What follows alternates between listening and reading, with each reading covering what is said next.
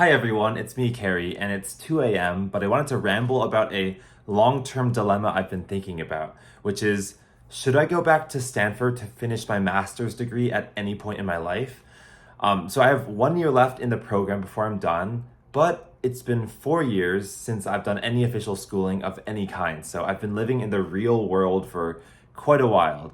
And I wanted to lay out the pros and cons in my head because I think they're a little different from the typical person. So the first big difference or thing is just I couldn't care less about the actual degree that I would receive for finishing the program, like whether that's a master's or bachelor's.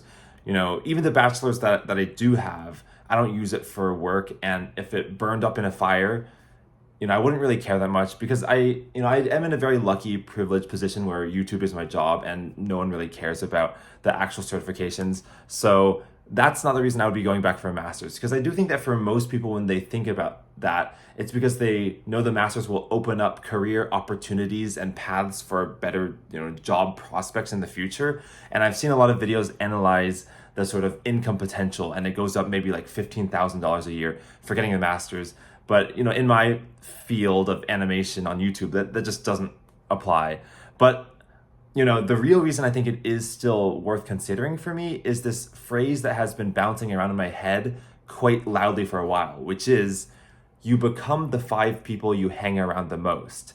So if you hang around a lot of artists, you'll just naturally become a more artistic person. If you hang around a lot of business-minded people, you'll start to learn a lot about business. And it's because we're humans, we're social creatures, we kind of mimic and copy without even thinking about it, really. So the reason why this is so important is because growing up, I thought I was a very kind of intellectually curious guy. I loved puzzles, sudokus and science and everything and fractals and whatever. And I think that is still true, but I didn't realize as a kid how much I was reliant on the school system to inspire me. When I was making Scale of the Universe or evolution simulators throughout middle school or high school, maybe at the time I thought that's just because I'm a creative person and I just like doing that. But I didn't realize a lot of that was because, in 8th grade science class, the teacher showed me something that was very similar to Scale of the Universe, and I wanted to put my own twist on it. Or my biology teacher would show me an evolution simulator that I thought I could improve upon, so I wanted to improve it.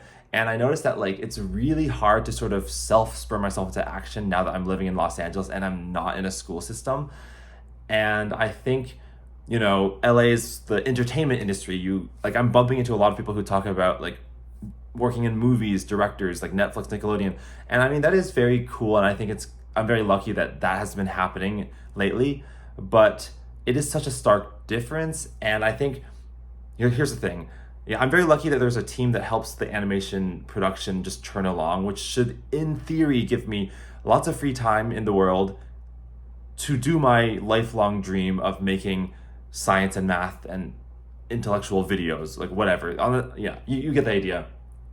So sometimes, for the last 5 years, I've sort of beaten myself up when I realized I'm not producing these projects as fast as I used to when I was 12 or even 15, 19, 20. And I'm theoretically, I should have more time and more experience doing it. And everything should point to me being able to just do more because I have teams helping me and all that. But I think it's I can't beat myself up forever, because if I just look at my surroundings, the 5 people I'm hanging around aren't the people who are pulling me up. If you are the smartest person in the room, you're in the wrong room. Because I want people who are smarter than me to teach me the way things are going. But if I'm running a company and I'm the one calling the shots and all that, it's who is the one who's going to tell me hey, you're kind of running off course here, or here's some pointers and tips from my own older, more tenured experience that I can now gift to you. That isn't happening in my world because I'm not at Stanford. And I think, okay, I mentioned this in a previous take, but Stanford is such a golden haven of just intellectual curiosity across all fields, within computer science, of course, but also any field that you care about. There's something amazing at Stanford. If it's in culture of East Asian countries, which I did briefly, or the humanities, or even other sciences like the medical field. There's a whole medical building and a hospital and all that stuff. And I remember one project I worked on near the end of my undergrad was So I teamed up with a PhD student purely for a computer vision class, but that PhD student was partnering with this collective of surgeons, and they said like, okay, we have the surgeon tables where we leave our needles and equipment. Can you, as a computer vision team, write an AI or a neural network to like detect how many needles are on that table so that we don't accidentally leave needles in the patient when the surgery is done? And it's kind of horrifying as a person or a potential patient that there are like surgeons could accidentally leave needles in the body, but it happens all the time. And it just felt like, wow, me as someone who has no medical experience, the fact that I can contribute to that in such a like meaningful way, it's like that can only happen on a collegiate environment. Like you could in theory try to work towards that, like just here in LA, just in a residential area, but like what are you really going to achieve? Like how are you going to ever get in contact with doctors like that? You really have to be kind of in the hubbub and the flow and the bustling nature that a college environment provides. So that's why I like sort of thought about like, I wish I could in some ways be in that environment forever, but that's kind of wishing upon a star or fantasy. And I think, if all I can get is one extra year, maybe that's worth it for me. But the other thing is like everyone I went to college with is now done. Even the freshmen who when I was a senior are like done as well. So like I'd have to meet new friends and all that. And I also think that like I am unwilling, like, okay, there's so many other like topics about this. Like I do not want to do homework ever again or care about grades, especially when I think things are going quite well, like company-wise with YouTube and BFDI and all that. The idea that I would be stressing out about grades a decade after starting college, even when I was like making a living from YouTube at that point, it just feels pointlessly stressing myself out. But yeah, I think it's just, it's weird to me that like as many years pass, like every summer when it's time to consider like, okay, if I wanted to go back for the fall, now is the time to write the application. Should I do it?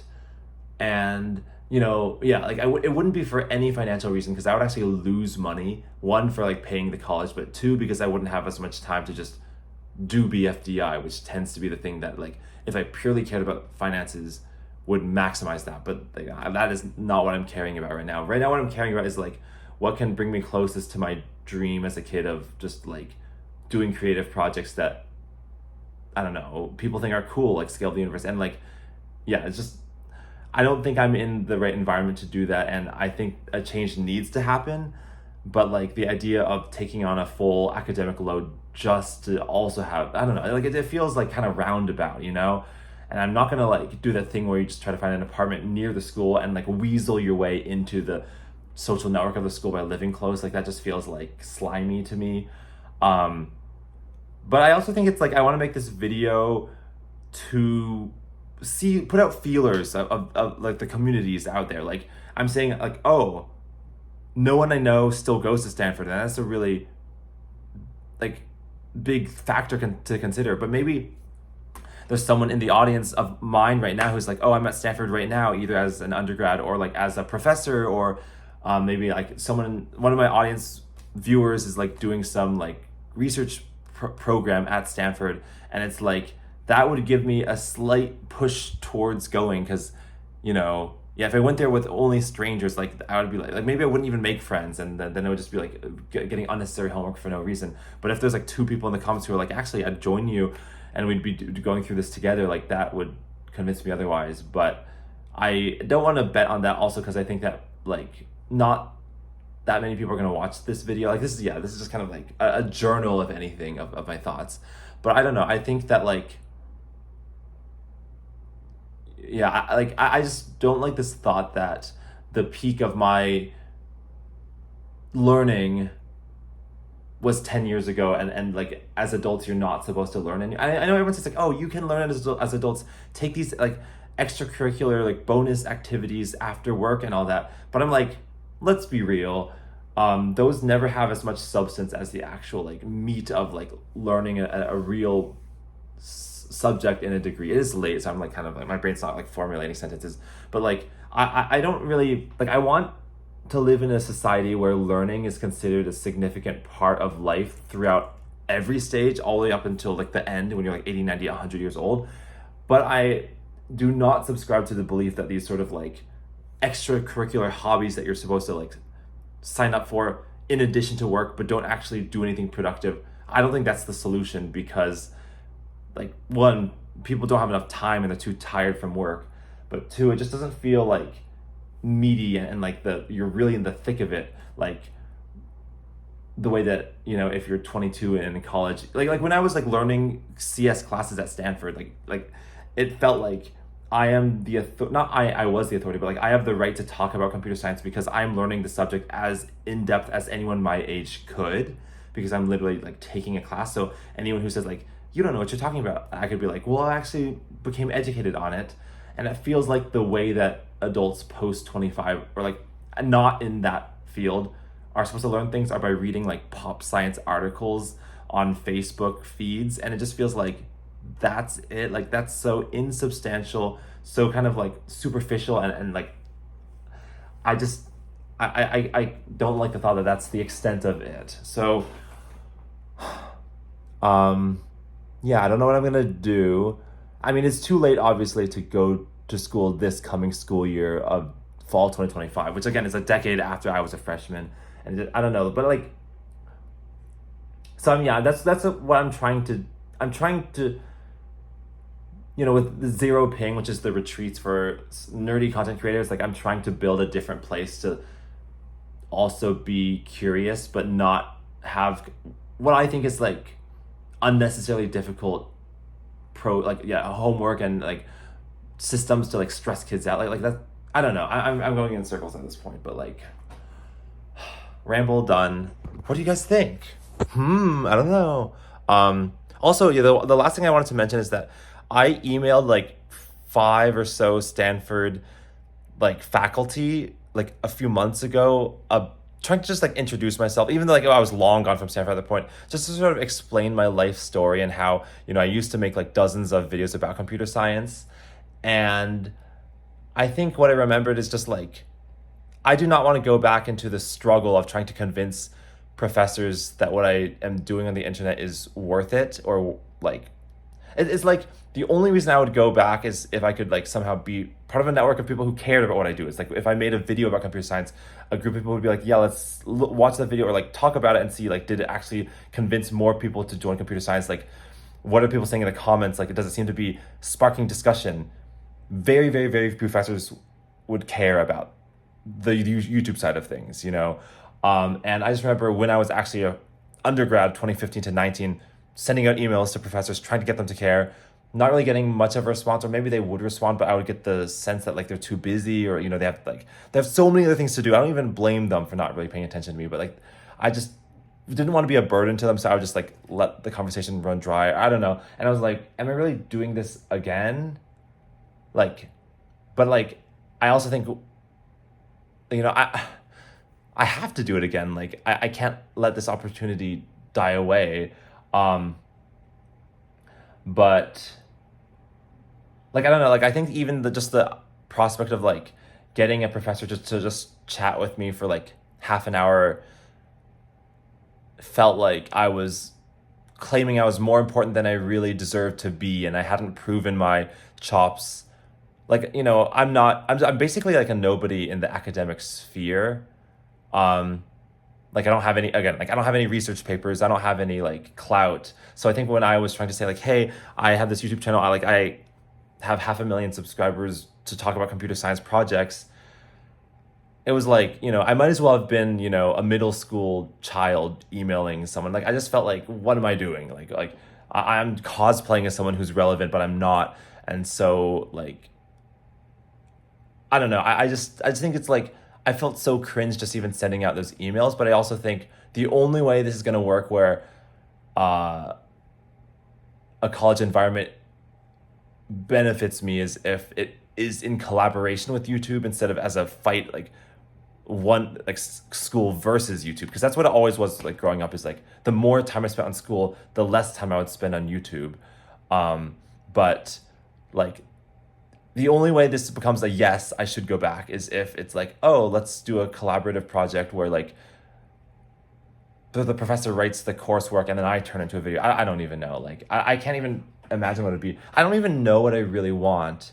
but I'm not willing to give up on this. Like, I think a lot of people give up on education after they're done because they're like, thank God, I hated doing all this work, and I'm so glad I don't have to ever like take a test again. And I agree with that, but like, I just don't want to give up on, like, I just remember just being so hopeful about the world when I was doing projects, or even like some other projects like the my theory of special relativity from 2016, and seeing certain like physics students really being grateful for it, like because they thought it was like easy to visualize by watching my video. And because I was only a college freshman at the time, I thought like maybe this will open up an avenue where I can start to get to talk to physics professors. Like, who knows? And guess what? I'm at Stanford, a place where there's lots of physics professors. Like, maybe it'll happen, but I just didn't know how to like start that conversation with them, or even I didn't even know what the end goal of all of that was. So I don't know. But like, even though like the kind of innocence of that 18-year-old kid has disappeared, like I just can't give up on the idea that there's something magical about projects like that. Like, not just my own projects, but anyone's. That like, I don't know, searching for more knowledge in this humanity goal, whatever. When people are doing it kind of solo on these like internet projects, there's got to be some value in that. Like, it doesn't always have to be through like some system where like a professor leads a giant research team of like desperate undergrads, or like, I don't know, like I just feel like it doesn't always have to be through that like bureaucratic system where you have to beg for grant money. Like, isn't it kind of cool that if you run your own YouTube channel, you don't need to ask for any grant money? Like, you just kind of grow your audience in the way that you want to do it, and it just kind of everything falls into place exactly as you want to see fit. And I don't know, like, yeah, all I can say is just I'm not willing to give up on it. But yeah, ramble done. Let me know what you think in the comments. Bye, everyone.